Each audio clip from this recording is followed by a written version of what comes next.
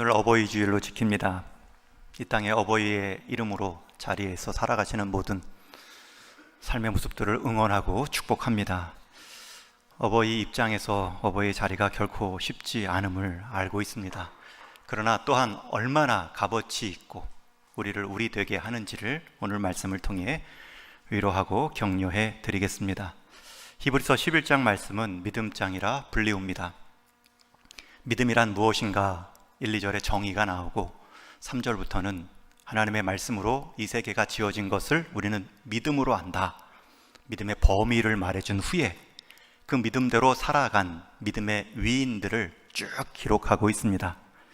우리가 잘 아는 아벨부터 시작해서 노아, 아브라함, 그 아들 야곱과 요셉, 이삭, 오늘 본문에 또 모세와 삼손, 다윗 등등 믿음으로 살아간 인물의 이름들이 그 행적과 함께 히브리서 11장에 기록되어 있습니다.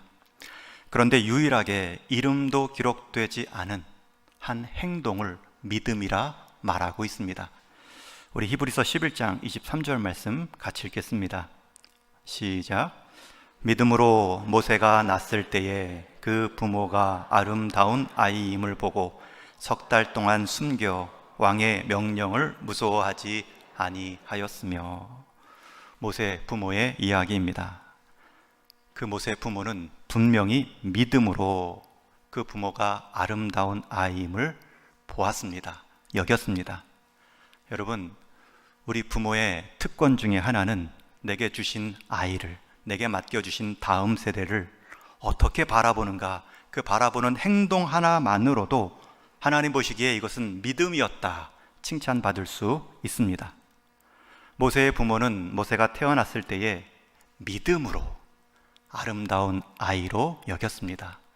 여러분, 우리에게 맡겨주신 자녀들, 다음 세대들 아름다운 아이로 어떻게 여길 수 있습니까? 믿음으로. 그 믿음이 있었기 때문에 바로의 명령을 무서워하지 않았고 그 아이를 나일강에 던지지 않을 수 있었습니다. 우리 육신의 부모를 포함해서 하나님을 믿는 믿음의 선진들이 갖고 있는 중요한 특권이자 책임은 우리에게 맡겨주신 자녀, 다음 세대들을 하나님이 보내신 아름다운 아이로 보고 그 아이를 향해 하나님의 약속의 말씀으로 마음껏 축복해 주는 것, 그것이 부모의 자리입니다. 특권입니다. 그렇게 자란 모세는 육신의 부모의 자리에 섰을 뿐만 아니라 시간이 흘러 이제 이스라엘 영적 부모의 자리까지 부름을 받아 또 다른 한 인생의 단계를 지나고 있습니다. 사람이 여러 인생 단계를 다양한 비유로 말하고 있습니다. 날씨로 비유하는 사람도 있습니다. 해가 뜨고 해가 질 때까지 맑은 날도 있고 비 오는 날도 있고 구름 낀 날도 있는 것이 우리 인생 단계입니다. 어떤 분은 꽃으로도 비유합니다. 꽃이 피어나고 만개하고 사그라들며 씨를 맺고 저 떨어지지요. 어떤 분들은 색으로도 비유합니다. 어린 시절은 녹색같이, 병아리처럼 노란색같이 표현하고 청년들은 열정의 붉은색이라 말하며 장년기는 평안함의 노란색, 녹색, 푸른색으로 말할 때도 있습니다. 물론 단계를 넘어서서 인생의 어두운 때는 검은색으로, 또 인생의 아주 흥분되고 감격스러운 시간들은 분홍색으로도 표현할 수 있겠지요. 여러분, 인생 단계를, 지금의 여러분의 모습을 만약 한 가지 색깔로 선택하라면 여러분들은 어떤 색을 선택하시겠습니까? 이 모세의 삶을 생각하며 모세의 인생 단계를 색깔로 한번 묵상해 보았습니다. 처음 모세가 태어나서 40의 나이까지의 시간들은 황금의 시간들입니다.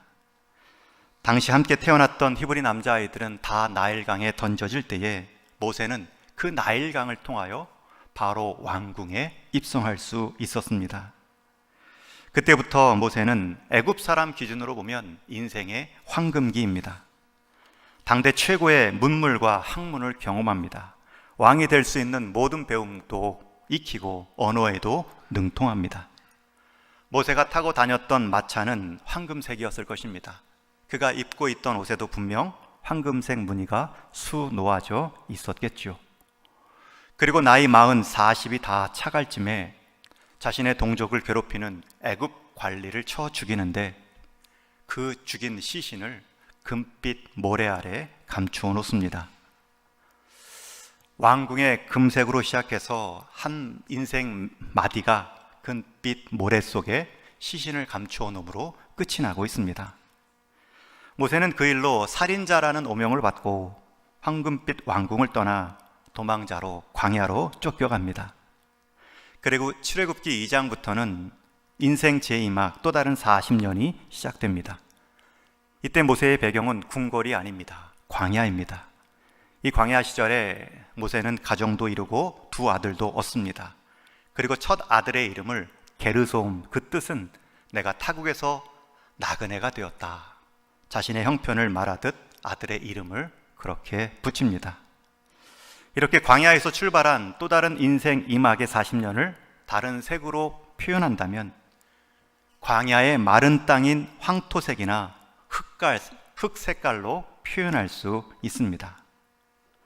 그 시절 광야의 마른 흙처럼 모세의 삶은 불안정한 나그네의 삶이었습니다. 그리고 그 시절도 40년도 다 차갑니다.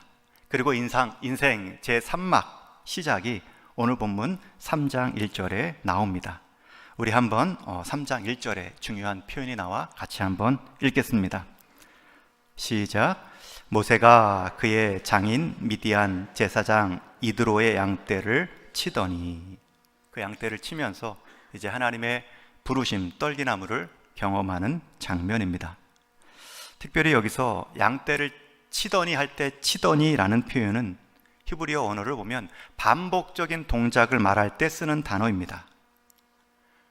여러분, 모세가 지금 양무리를 한번 경험 삼아 재미 삼아 친 것이 아닙니다. 매일같이 반복해서 해왔던 직업이라는 의미를 갖고 있는 동사입니다. 게다가 그 양을 치고 있는데 그 양이 자신의 양도 아닙니다. 장인 이드로의 양떼를 칠 때에.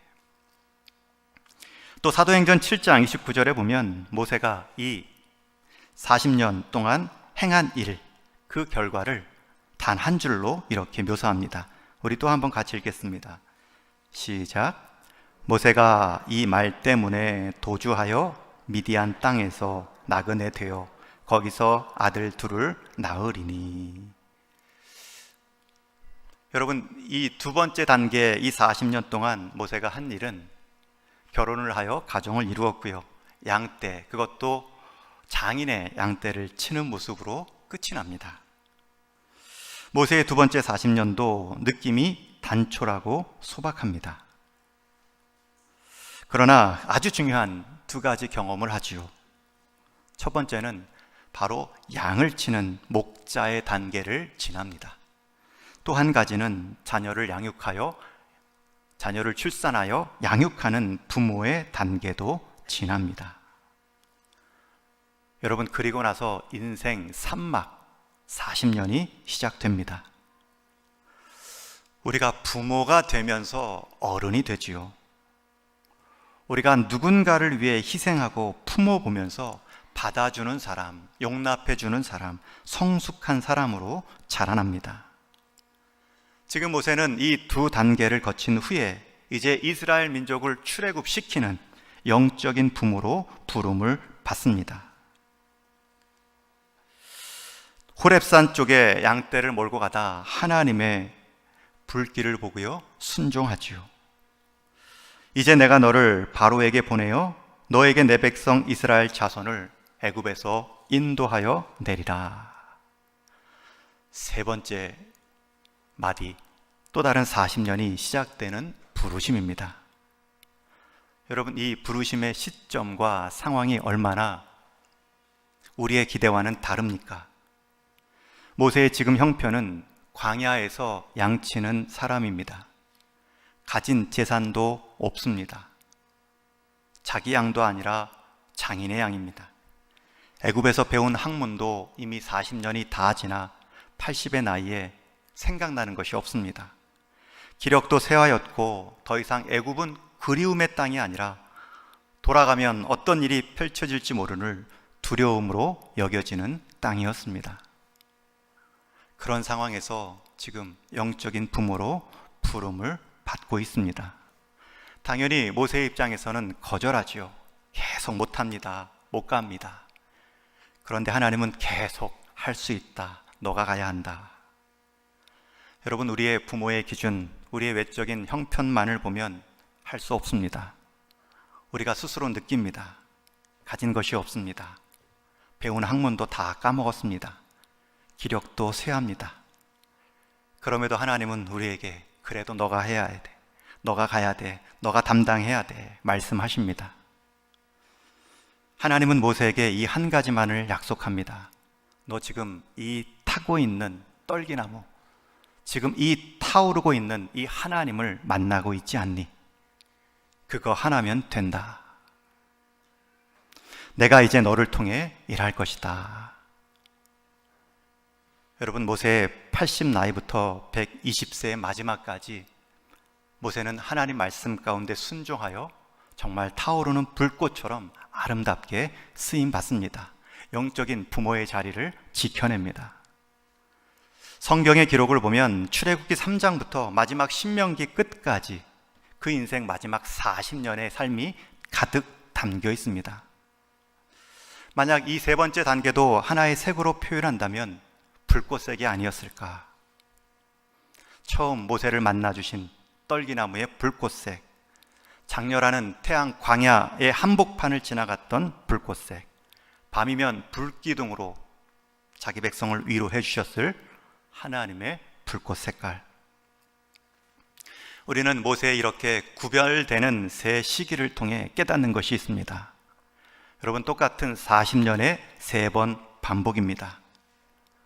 처음 모세가 태어나고 자랐던 애굽 궁궐의 삶은 그 황금색의 빛깔이지만 성경의 본문을 살펴보면 분량이 한 장 채 되지 않습니다.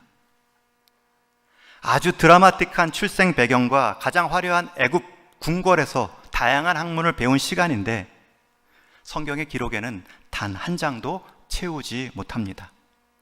또 다른 40년 광야에서도 한 가정을 이루며 목양을 배우는 목자의 모습이지만 그 역시 성경의 분량에는 채 한 장도 채우지 못합니다.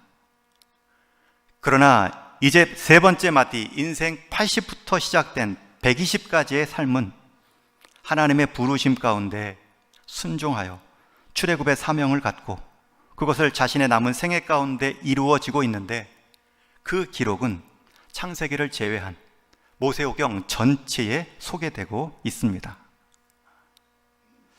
여러분, 우리의 어느 때 상황이 중요할까요? 물론 단순히 성경의 분량 따라 우리 인생의 중요도를 말할 수는 없을 것입니다. 그러나 하나님께서 한 인생을 향하여 기록하실 때 어떤 부분을 더 많이 기록하고 있는가를 보면 하나님이 인생의 어떤 부분들을 더 주목하고 계신지를 알 수 있습니다. 우리 육신의 삶, 출생부터 시작합니다. 그리고 자라나면서 필요한 것들 준비하고 때로는 누리지요. 가정도 이루고요. 때로는 부모의 자리도 설 것입니다.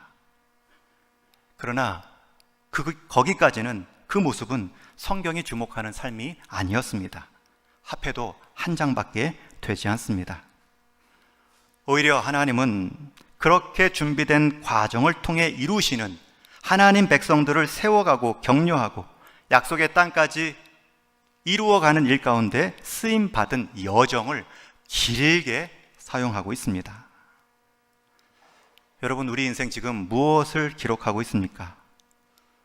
내가 오래 준비하고 내게 이것은 필요하다 여기며 준비해 놓은 세상 학문, 배경, 높은 지위와 재물 모두 다 모아 보았지만 그것이 하나님께서 내 인생을 통해 이루시기 원하시는 하나님의 뜻과 연결되어 있지 않다면 40년 인생도, 광야까지 포함하여 80년 인생도, 애굽의 화려한 궁궐도, 광야의 고독한 시절도 한 장 채 채우지 못하는 인생으로 끝이 날 수 있습니다. 그러나 내 인생 아무것도 준비되지 않은 것처럼 보인다 할지라도 몸은 늙고 배운 학문과 세상적인 힘과 권력은 다 상실한 것처럼 여겨진다 할지라도, 주어진 것이 내 손 안에 광야에서 양을 치던 지팡이 하나만 놓여 있다 할지라도, 거기서부터 하나님의 부르심, 부모됨, 영적인 백성들을 세워가는 일 가운데 우리의 남은 생애를 순종으로 응답하면 성경이 주목하는 주인공의 삶이 될 수 있습니다. 우리 인생에서 중요한 것은 왕궁의 삶, 광야의 시절 그 자체가 아닙니다. 정말 중요한 것은 왕궁이든 광야이든 내가 영적인 부모의 마음으로 하나님의 백성들을 세워가고 있는가, 그 일에 내가 쓰임 받고 있는가, 그 인생이 중요합니다. 여러분, 아직 늦지 않았습니다. 모세는 80에서 120세까지 가득 쓰임 받았습니다. 우리는 모세를 반면교사 삼아서 모세는 80 준비해서 40 쓰임 받았지만 우리는 40 준비하고 80년 쓰임 받을 수 있는 은혜가 있기를 축원합니다. 그렇게 기도하셔야 됩니다. 그렇게 순종하고 응답을 자기 남은 인생으로 반응하는 모습 가운데 하나님이 은혜를 베풀어 주시지요. 오늘 말씀 20절에 보면 중요한 단어, 표현 하나가 나옵니다. 우리 오늘 본문 20절을 같이 읽겠습니다. 시작. 모세가 그의 아내와 아들들을 나귀에 태우고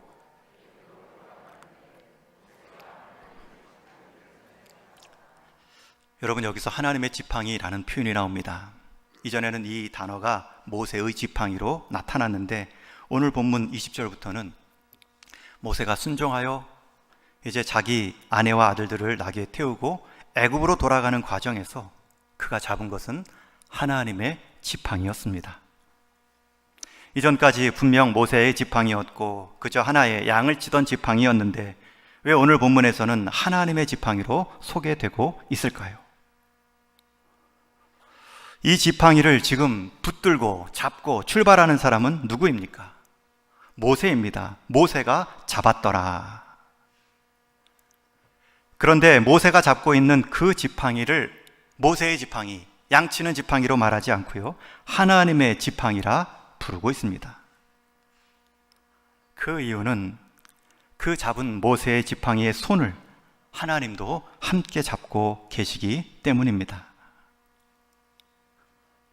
사무엘상 17장에 보면 우리가 잘 아는 블레셋 장수 골리앗과 다윗의 싸움이 나옵니다.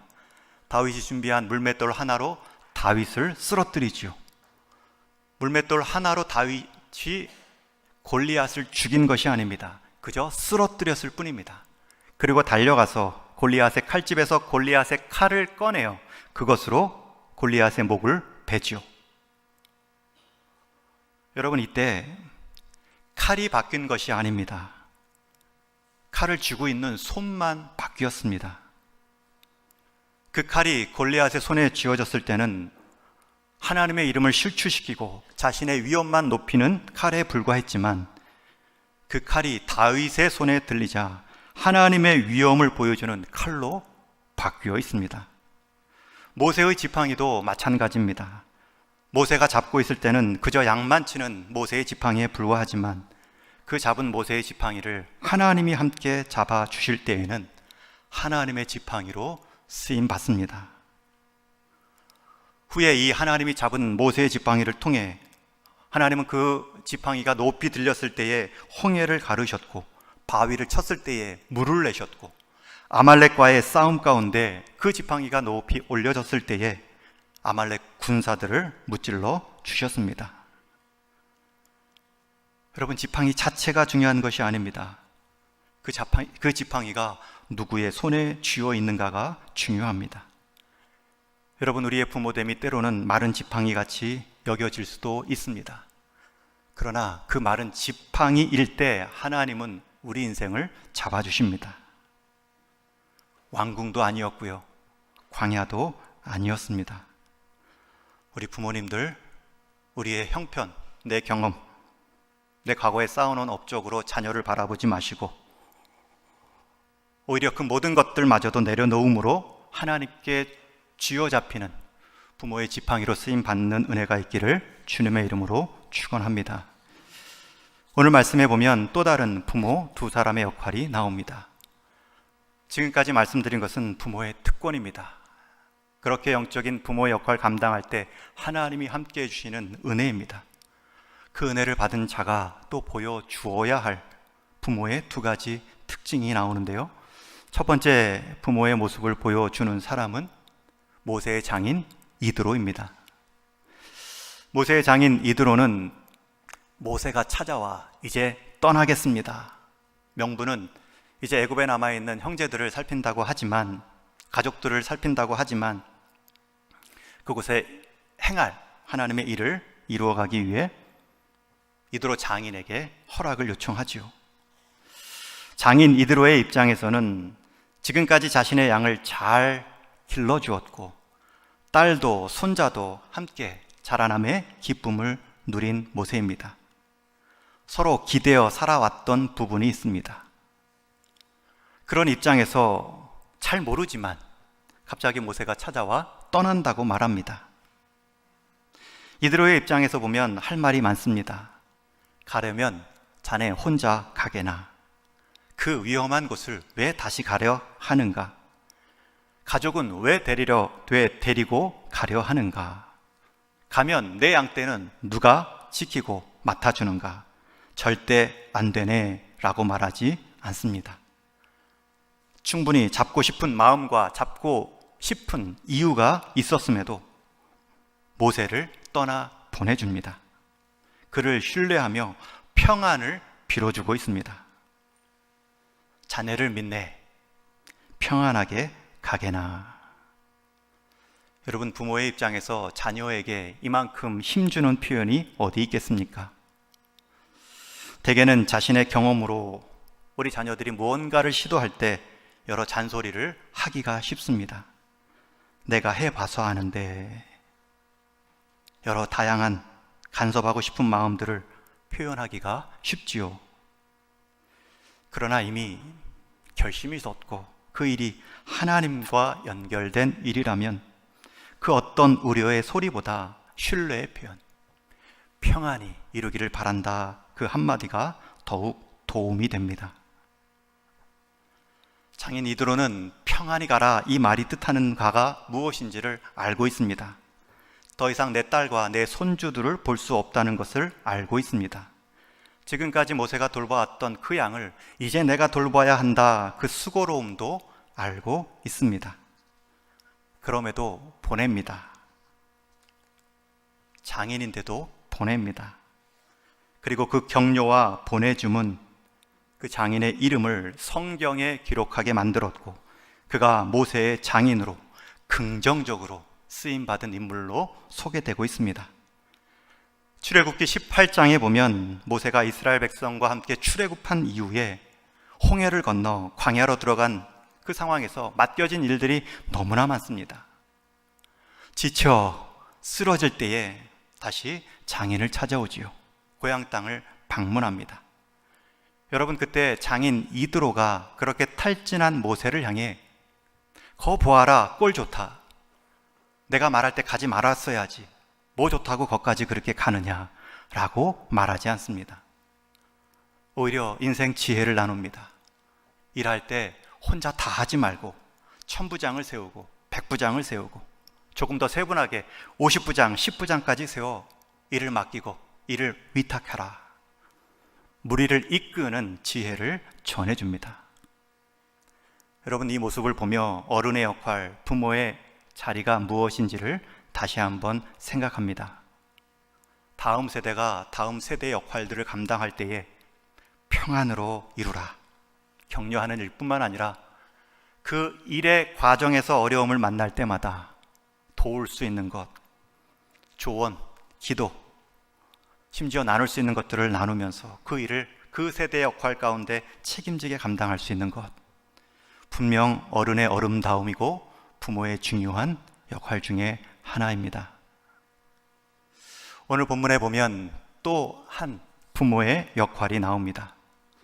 오늘 말씀에 모세의 아내인 십보라입니다. 그 아내가 돕는 배필로 아주 결정적인 역할을 합니다. 하나님의 지팡이를 들고 광야에 들어선 모세가 갑자기 예상하지 못한 일을 당하게 되죠. 24절 말씀에 나오는데 우리 한번 같이 읽겠습니다. 시작. 모세가 길을 가다가 숙소에 있을 때에 여호와께서 그를 만나서 그를 죽이려 하신지라. 굉장히 어려운 본문입니다. 모세도 당황스럽지만 성경을 읽는 우리도 당황스럽습니다. 하나님께서 갑자기 모세를 죽이려 합니다.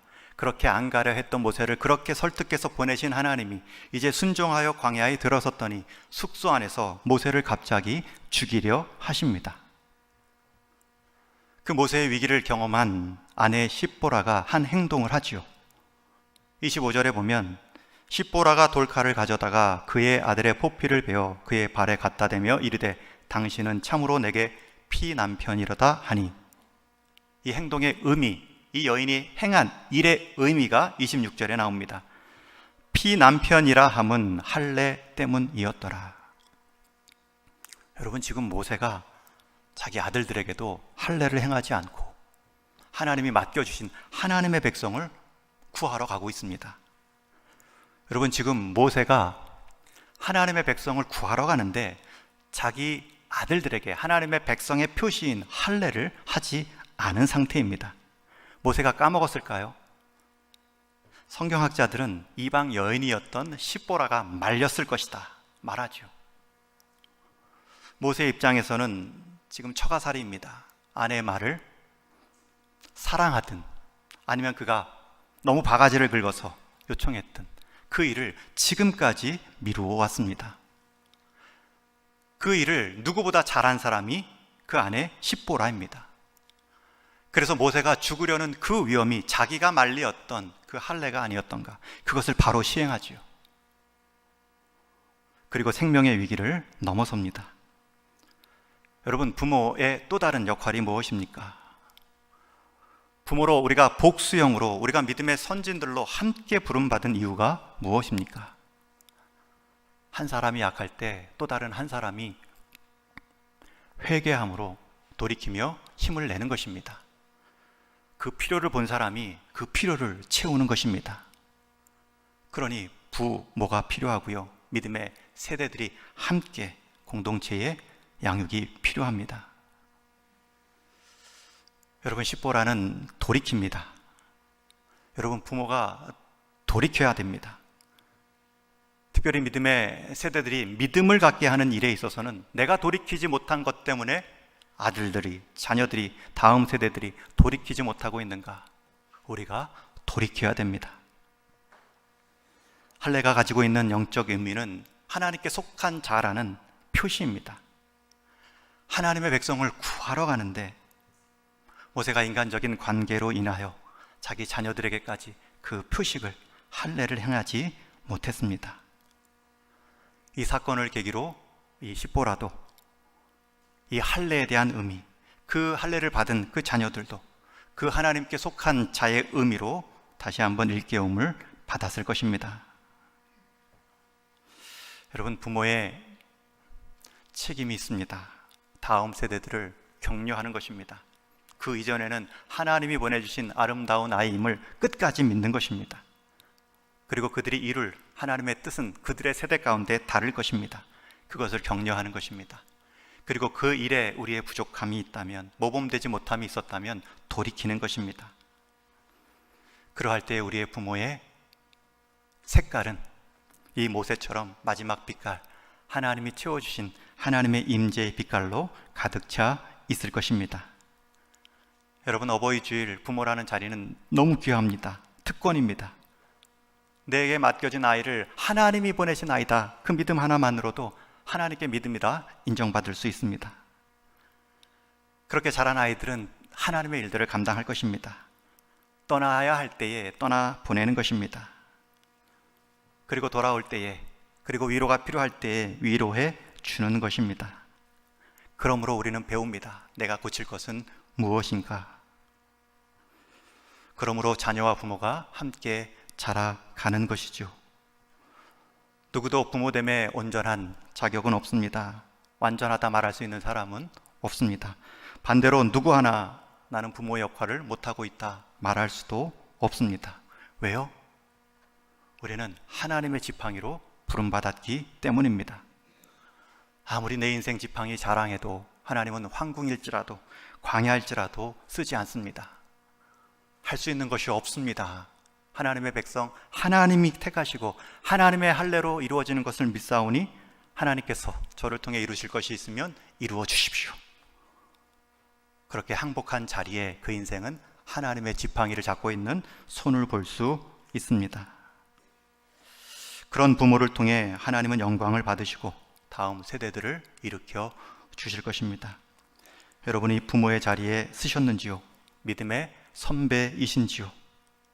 품어주시고 인생 다 할 때까지, 모세의 부모는 모세를 언제까지 아름다운 아이라 여겼는지 모르겠지만 우리는 부모의 생명 다 할 때까지 내게 맡겨주신 자녀와 다음 세대들을 하나님이 보내주신 아름다운 아이다 여기며 기도할 수 있습니다. 그리고 품어주고 격려하며 믿음으로 내보내는 것입니다. 그럴 때 하나님의 일은 이루어지며 우리는 더욱 성숙해 갈 것입니다. 그 자리를, 우리 남은 인생의 색깔을 하나님은 분명 믿음의 색깔로 채워주실 줄로 믿습니다. 저와 여러분 남은 생에 모세가 80 준비하고 40 쓰임 받았다면 오늘까지 준비하고 남은 생애가 쓰임 받는 복된 삶이 되기를 주님의 이름으로 축원합니다. 우리 같이 기도하시겠습니다.